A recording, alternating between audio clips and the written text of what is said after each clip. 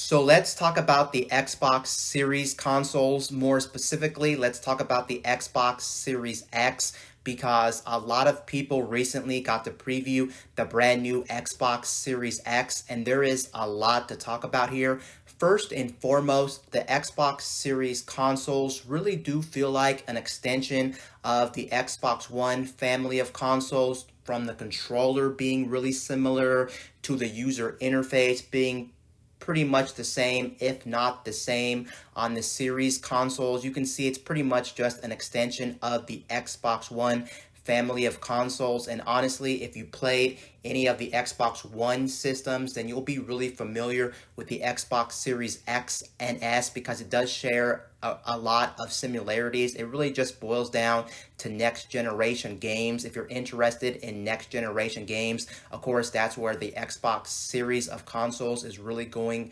to shine here. And yeah, I'm okay with that being the case here. It doesn't look like there's that much that's actually changed when it comes to the Xbox Series consoles, which for me, honestly, is a little bit disappointing just due to the fact that every time a brand new console comes out, I'm one of those people that does like brand new hardware when it comes to the controller and when it comes to the user interface. Sometimes it's just nice to get a completely brand new system and a brand new lineup of things, but that's clearly not the case here.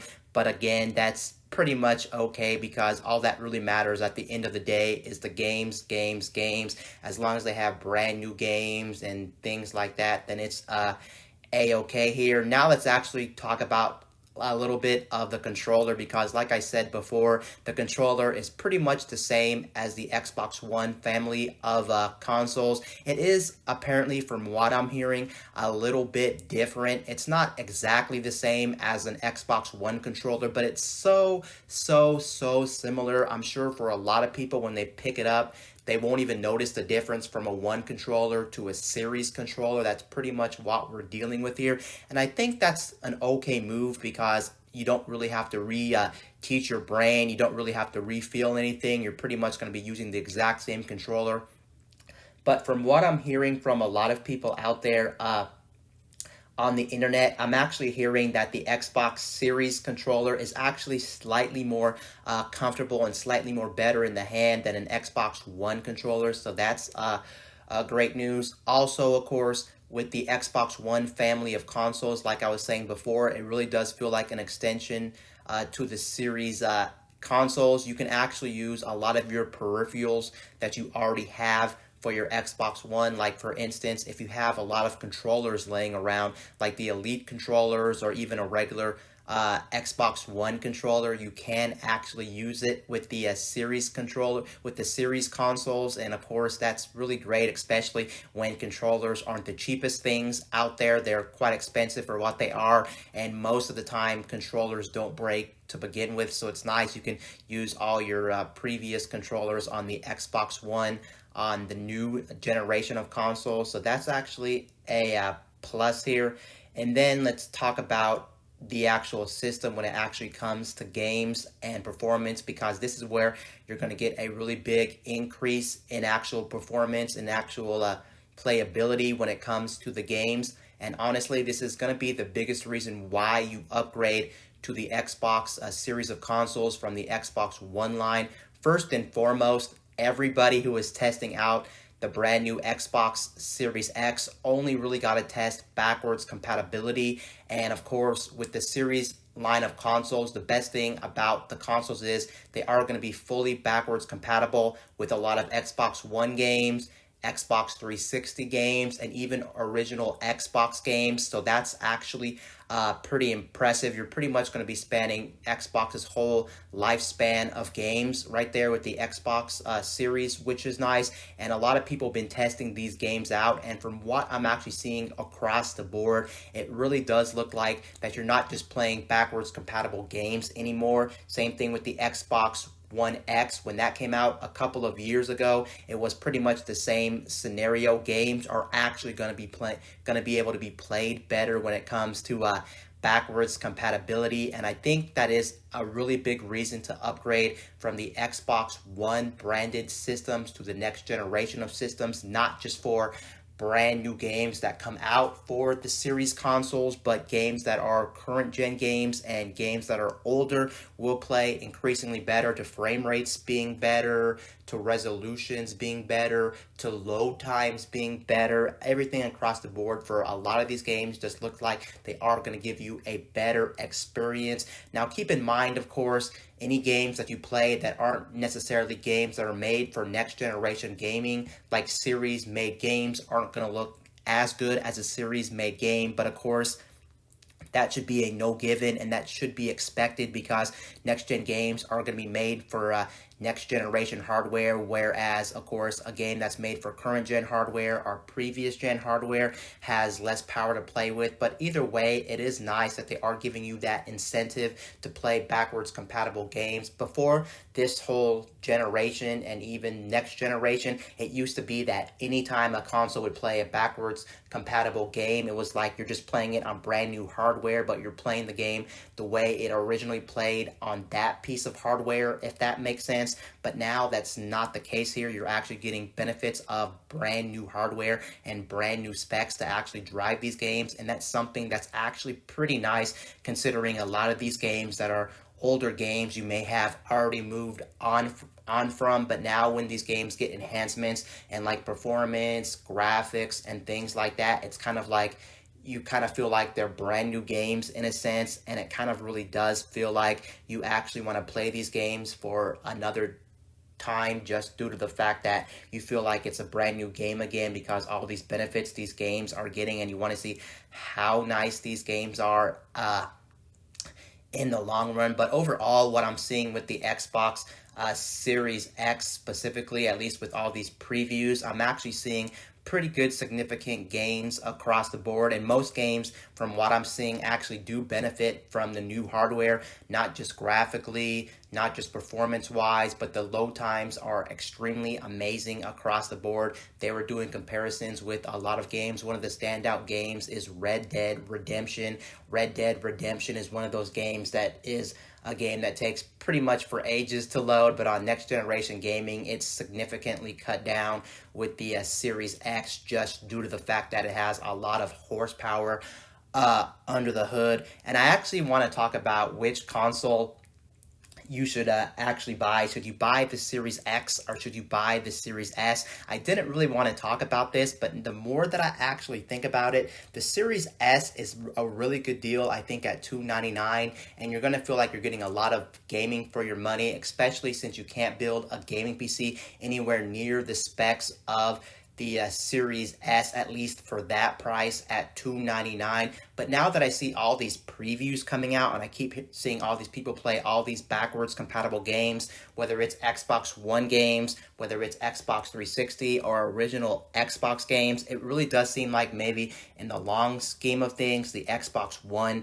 X might actually, or the Xbox Series X, excuse me, they have all these ridiculous names that gets people confused. But yes, the Series X actually does seem like the better buy overall, just due to the fact that I didn't know how much gains you would actually get from playing backwards compatible games. And if you were to get the Xbox Series S, of course, you wouldn't get the same gains as you would get with the Xbox Series X, because obviously the Series S is a cut down Series X. And if you're a person that does a lot of backwards compatible gaming, or you think you're going to be doing a lot of things like that, then that's where I really do feel like the X is going to come in clutch. And that extra money you spent, especially if you're a person that plays games all the time, then I would really recommend getting the Series X if you can pull for the Series X, at least with backwards compatibility. That's where the X is also going to really be substantial in terms of performance and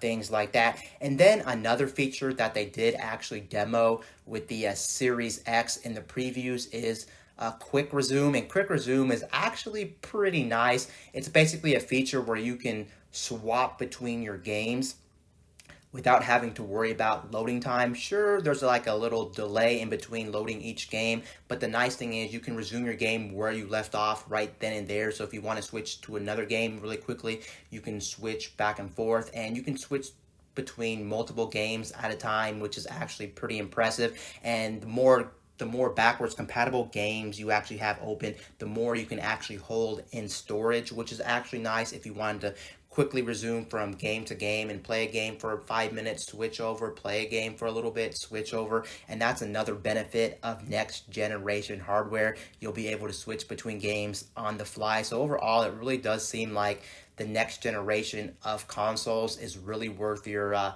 money, and it's really showing why you should buy these consoles, even if specifically the next generation of games don't necessarily blow your mind with things like 4K resolutions, 120 hertz, 120 frames per second games. It really just seemed like the backwards compatibility, in my opinion, is a much more bigger deal than I first realized. And honestly, I would personally pick up an Xbox Series X or even a Series S just for backwards compatibility shenanigans and to mess around with that, because that's something that I think is personally cool. Not just the fact that you can play all these older games, but just the fact that you can also play them in better performance. So basically you're playing a brand new game in a sense for the first time, which is kind of awesome and kind of really mind-blowing, because many generations ago, again, I was talking about how games, whenever they were backwards compatible for a system, they would just play in the same resolutions and the same performance that they did with the current generation of hardware. So that's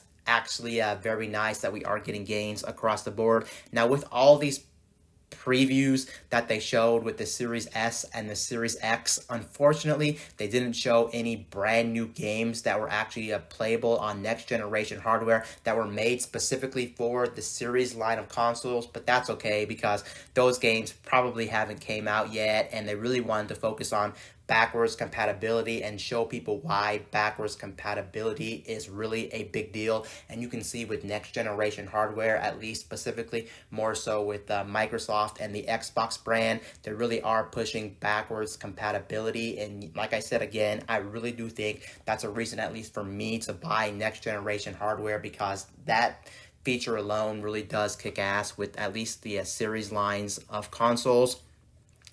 Now, the next one on my list is actually about the world's first foldable PC, and I'm not talking about a traditional laptop that actually has a hinge that folds into the keyboard. I'm actually talking about more of a PC that pretty much mimics a foldable phone, if you're familiar with the Galaxy Fold or the Galaxy Z Flip and things like that.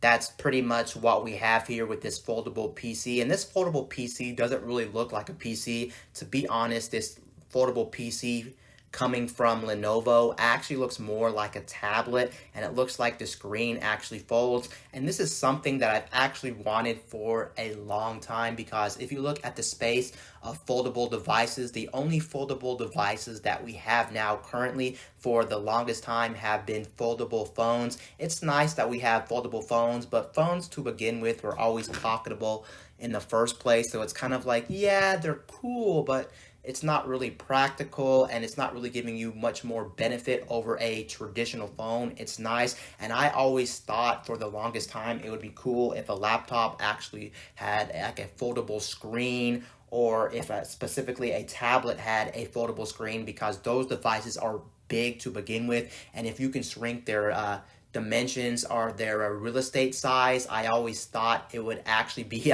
really practical, and it would be really convenient to have something that folds that's big to begin with, unlike smartphones. And this is pretty much what we're dealing with here. And I know why a lot of companies out there in the tech space can't really make devices specifically like laptops or tablets that actually fold, because for the longest time, foldable devices, ever since they were first introduced, I think last year in 2019, had a lot of durability issues.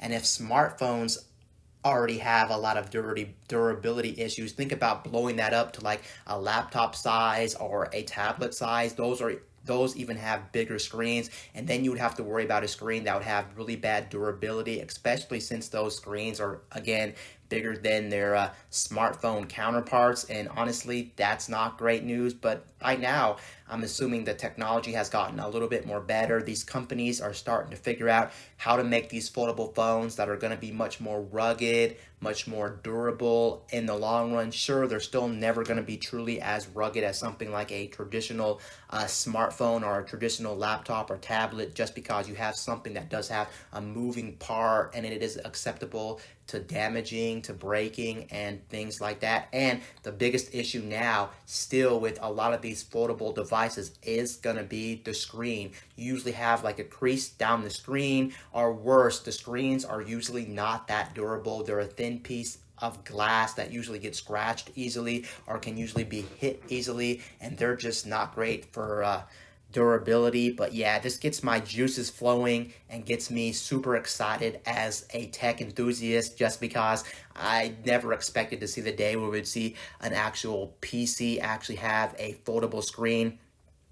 And yeah, I'm gonna go ahead and throw up a picture on the screen so you can actually see what this foldable laptop looks like from Lenovo. Again, it pretty much just looks like a big tablet folded over, but indeed it is more of a PC than a traditional tablet, because it is running laptop-esque specs. But this thing is going to be very expensive. Of course, with any brand new technology, expect high prices, and this is a brand new thing. This thing is going to come in at $2,500, so $2,500 USD, and that is very expensive. So this thing's not going to be for most people out there. Most people are going to see this as kind of like a gimmick, and why should I buy this over a traditional laptop? And honestly, if you ask me, I really do agree with a lot of people out there. I really do think that this thing is probably not going to be that hot of an item, just because it's too expensive for what it is. This thing's going to be a 13-inch OLED laptop, so that's nice. It is going to have OLED technology, and it's going to look amazing, and it's going to have a 13-inch screen, but that price point is too high. But I understand it is new technology, and usually how new technology always works is it starts at a premium, and then over time it gets cheaper to manufacture that type of technology, and over time it gets cheaper. How much cheaper is it going to get? It's really hard to say with a lot of different technologies, but for sure it's going to come down in the next couple of years for sure, and it'll be more available to the mainstream consumer. And that's why a lot of times with this technology you don't see a lot of people actually using it on a daily basis, because it's just too expensive for what it is, and you don't really get that many more benefits as a traditional laptop or a traditional smartphone, those type of things, because it's just how it is with these things. But yeah, this thing looks like it's going to be a pretty killer device. It's going to be called the Lenovo Thinkpad X1 foldable laptop, and overall this looks pretty cool. It looks like, from this picture right here, it looks like that the actual device, again, is more like a actual tablet, so it doesn't actually have a keyboard attached to it, but I guess that makes sense since it is a foldable screen. So the screen's going to be pretty much a tablet that folds, and then you're going to have a separate piece that's going to act as the keyboard, and then you'll be able to use the keyboard alongside this thing.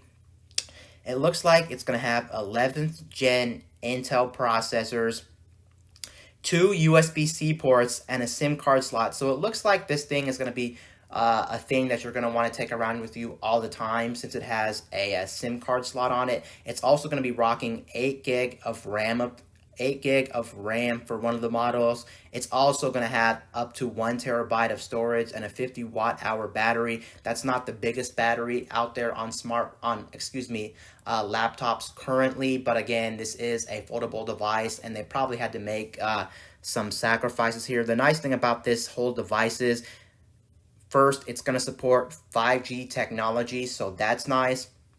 And then on top of the 5G technology, it's also going to be only 2.2 pounds, and for a laptop, that's very light and thin in my situation and for most people, so it's not a big deal that it only weighs 2.2 pounds. And I'm actually excited to see people get this in their hands, just because, again, this is going to be the first foldable laptop on the market, which again, it looks more like a tablet if you ask me, with a keyboard attachment, but it's still cool. Either way, it looks like you'll be able to get up to an i7 and up to 16 gigs of RAM and up to 1 TB right there.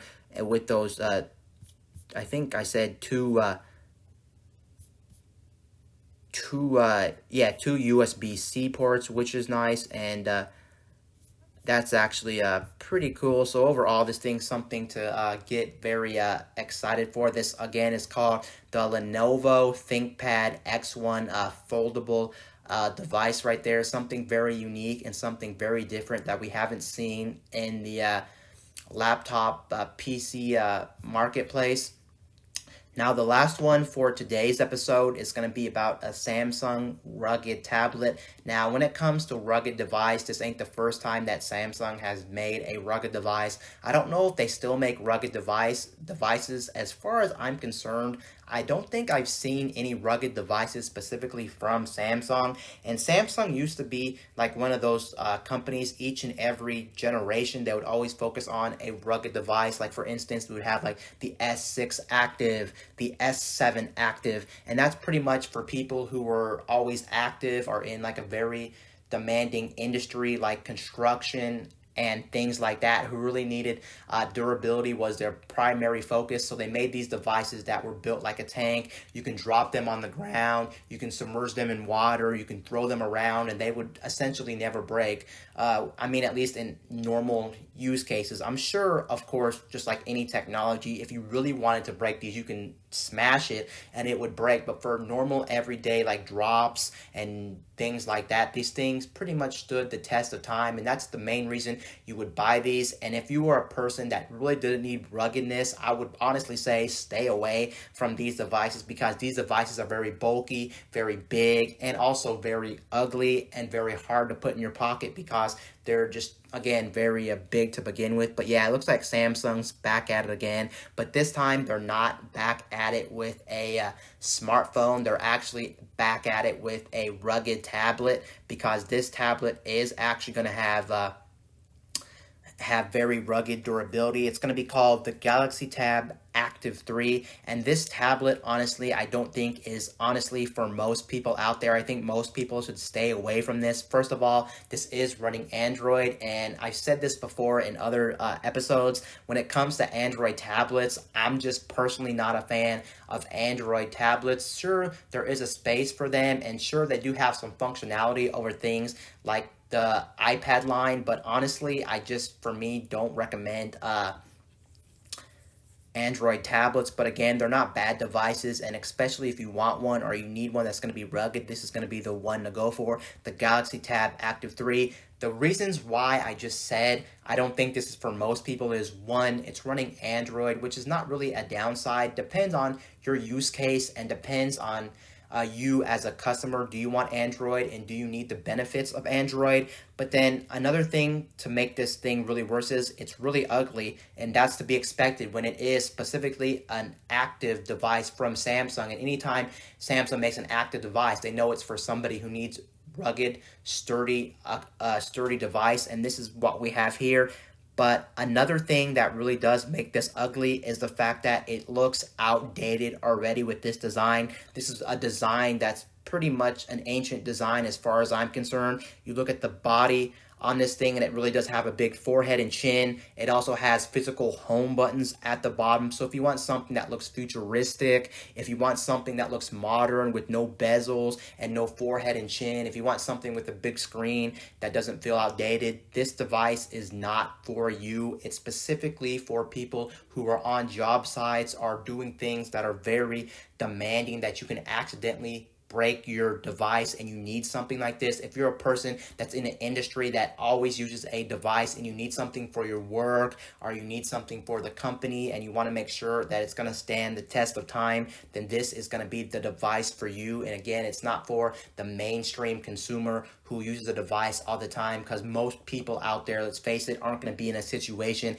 where they need something this crazy and this rugged as a device, especially since it looks ugly. It's running Android, and on top of that, it does have a big forehead and chin and physical buttons. It's just really outdated, but I guess they don't care about the fact that this device looks outdated and ugly. They're really just trying to throw it out there really quickly for certain people because they know, let's face it again, also this thing's probably not going to sell well because it's not, again, for everybody. Now, it looks like this thing is going to be certified for IP68, which is nice. It'll be able to survive drops of 1.5 meters, which is very good. They did actually clarify this, which is nice for this specific active Galaxy Tab Active3. They did confirm that this is going to be one of their tablets that does get 3 years of Android support, because usually what happens with Android devices out there, they never get a lot of support. They usually only get like 1 or 2 updates in their lifetime, and then the companies call it a day. But that has to do with the certification with Android. A lot of these makers of Android devices don't actually own the certification to Android. Of course, Google owns Android, so they have to reach out to Android to actually, Google to get the certification for Android. Another thing that sucks about Android's devices is the fact that a lot of these companies own a lot of different devices. Like you look at Samsung, and Samsung owns so many different devices. They own like literally like 1,000 devices, and each year they make like 3, 4, 5, 6, 7 devices, from budget devices all the way up to premium stuff. And if they were to support all of them, it would just take a lot on their part to actually certify all these devices to get all these different upgrades. Whereas, let's say something like Apple can push out updates all the time to their older devices just because they own the certification to their own operating system. They don't make as many phones, I guess, which is kind of hard to say if that's actually true, which is probably not true. They make a lot of different devices as well when it comes to their iPhone line, but just the fact that they own the certification to their actual OS means that they can push it out faster, and they already know how to build on top of it. And a lot of times,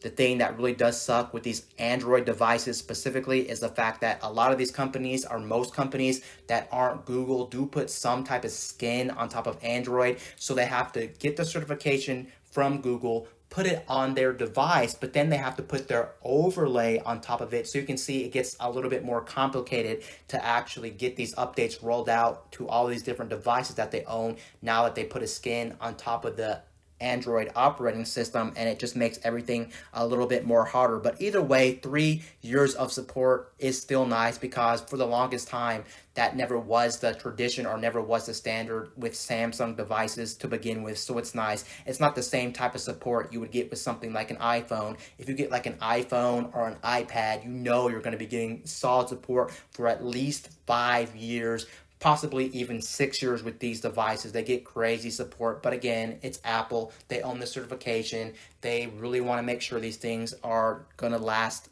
a long time. But either way, this thing looks like an okay device. Again, it's not for everybody, but it is pretty nice that Samsung really hasn't strayed away from the active line, and I'm really glad they're still supporting it, because I still think there could actually be somebody out there that needs a device like this. And the way I see it too is, when you buy this device, you don't need anything else with this device. Like, you don't really need like a case or anything like that, because this thing is already built like a tank. So it's like you buy this thing, and then you just use this thing, and you have peace of mind that if you need something that's going to work day in and day out without any problems, if you accidentally screw up, is nice to know. And yeah, that's pretty much going to be it for today's episode. Anyway, guys, this is Wayne from My Tech News, signing out.